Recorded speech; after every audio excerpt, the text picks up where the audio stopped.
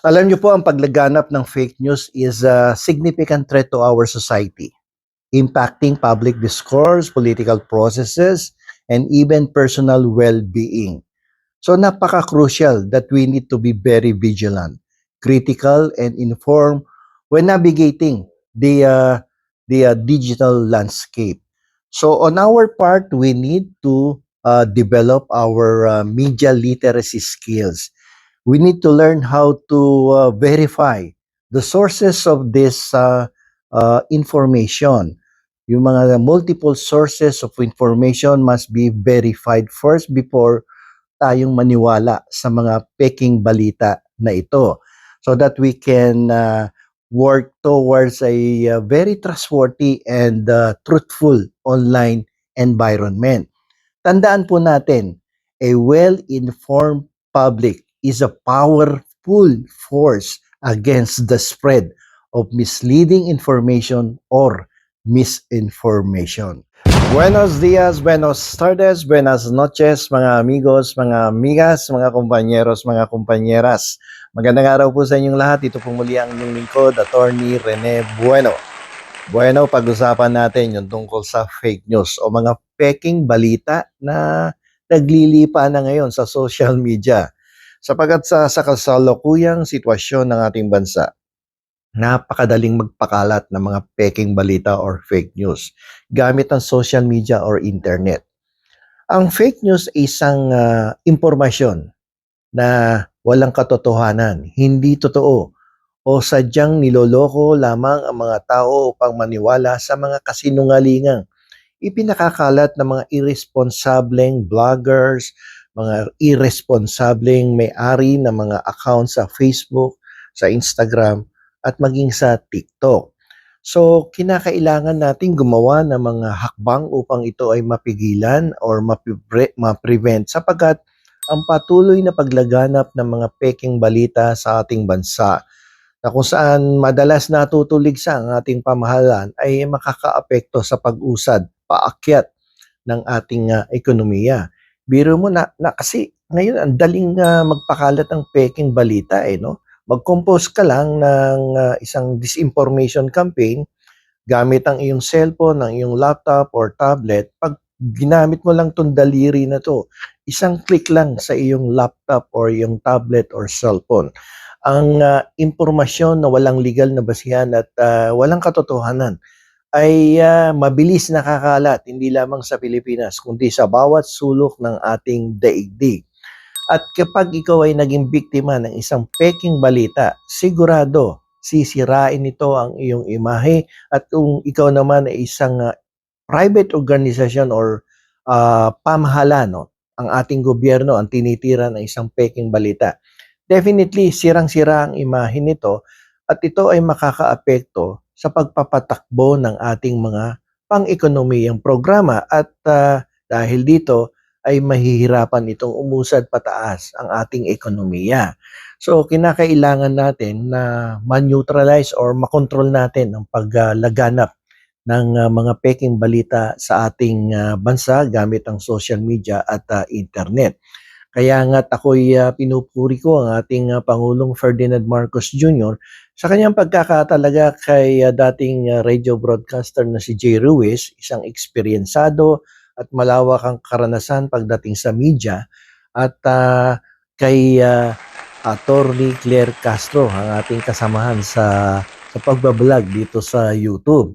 Si Attorney Claire Castro bilang isang abogada ay bukod diyan ay trial lawyer 'yan, no? Malawak ang karanasan bilang isang trial lawyer at dati po yang professor, law professor po 'yan sa isang kilalang law school at malawak din ang eksperyensya niyan sa radyo at sa media.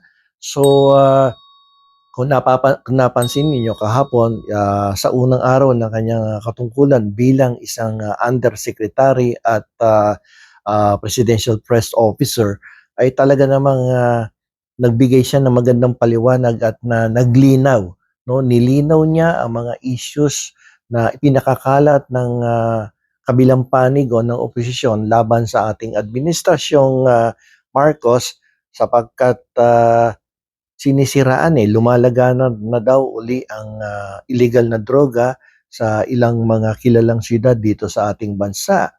At dahil doon ay direktang sinagot ito at ipinaliwanag at nagbigay ng kalinawan tungkol sa paglaganap allegedly ng mga illegal na droga. At sinabi niya nga kung lumalaganap ang illegal na droga sa siyudad ng Davao ay ang ibig sabihin lamang nito ay hindi epektibo at hindi episyente ang pamamahala ng kasalukuyang alkalde ng Davao City na walang iba kundi ang anak ng dating Pangulong si Rodrigo Roa Duterte.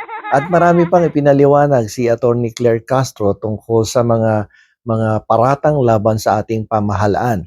So sa aking palagay ay sa pagkakatalaga kay Jay Ruiz at kay Attorney Claire Castro ay magkakaroon ng magandang pagpapaliwanag at paglilinaw sa bawat mga maling impormasyon sa mga peking balitang inilalabas ng ibang kampo laban sa ating kasalukuyang administrasyon, lalong-lalo na sa ilalim ng leadership ni Ferdinand Marcos Jr.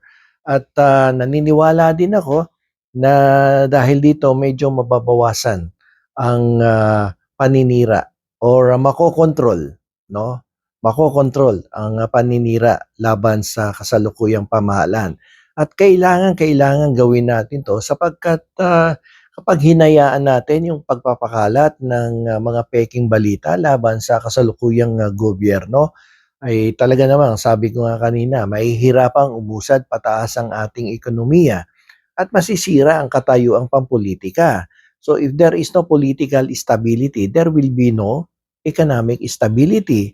Anong mangyayari sa ating bansa pag ganyan ang naging sitwasyon? Dahil lamang sa pagpapakalat ng mga peking balita ay hindi tayo magkakaroon ng magandang katayuang pang-ekonomiya. So bago tayo magpatuloy pala, gusto kong bariin ang isa sa mga ating masugid na mga subscribers, sina Ching Laksina, si Lovely, si Lay, si Charis, mga ano yan mga bank employees ng Banco de Oro dito sa Ortigas Business Center sapagkat kanina nagpunta ako doon at nagrereklamo at hindi ko daw sila binabati.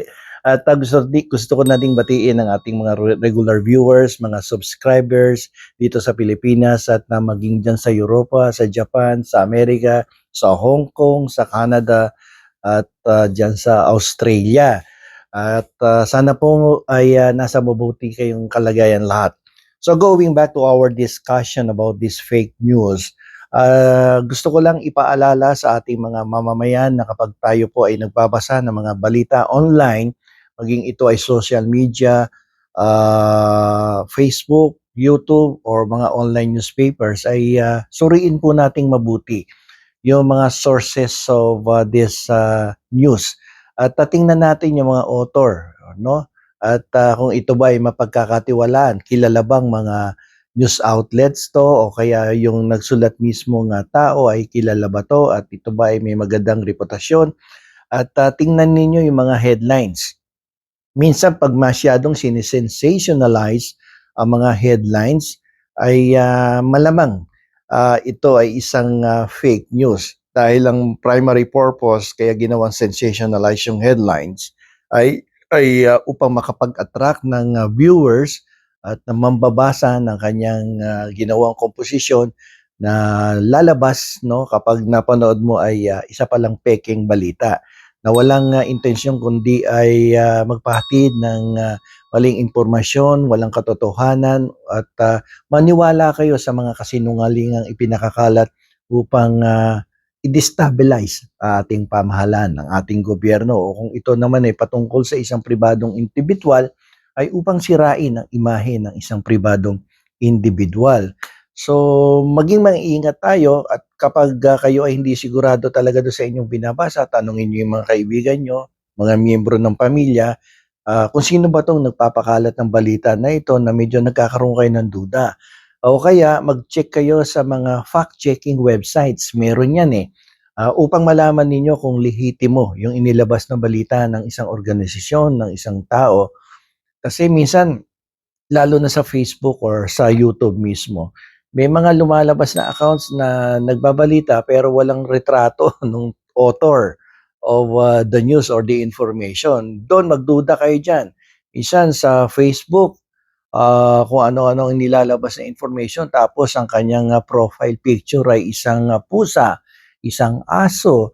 Tapos kapag nag-comment yan, talagang naman lahat ng kabastusan, lahat ng pangbababoy sa katauhan ng isang tao ay gagawin yan.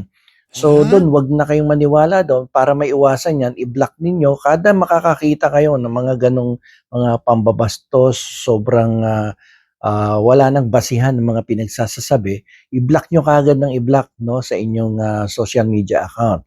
At kung pwede, i-report ninyo sa mga social media outlets upang hindi na magpatuloy ang pagpapakalat ng mga peking balita, no? At kasi itong mga peking balita, malaki ang nagiging impact nito sa ating ekonomiya at sa ating politika. Ang sabi nga natin nung mga nakaraan ay if there is no political stability, there will be no economic stability. Kapag sinisira mo ang sitwasyon ng politika sa ating bansa, ay definitely hindi magkakaroon ng economic development. Dahil isa sa pundasyon ng magandang ekonomiya ay magandang katayuan ng ating politika. Kung patuloy tayong naninira at nagpapakalat ng mga maling balita, no, mga kasinungalingan, ay malabo na umunlad ang ating bansa. Tayo ding lahat ang magsa-suffer, lalong-lalo na yung mga mahihirap. Napansin ko nga dito sa mga different social media accounts, minsan mapapansin mo kung sino yung parang walang magandang katayuan sa buhay o walang masyadong napag-aralan, ang siyang nangingibabaw sa patuloy na paninira na sa mga different organizations including the government. So tigilan po natin 'yan at tayo po ay magtulungan, lalong-lalo na ngayon ay may bago na tayong Presidential Communications Secretary, si Jerry Ruiz at si Undersecretary Attorney Claire Castro at suportahan natin dahil ang pakay lang naman ng ating pamahalaan ay makatulong sa ating bayan, umunlad ang ating pamumuhay at kung tayo ay magbibigay ng suporta, tayo rin naman ang makikinabang sa mga magandang magiging resulta ng mga programang ipinakikilala at pinatutupad ng ating kasalukuyang pamahalaan.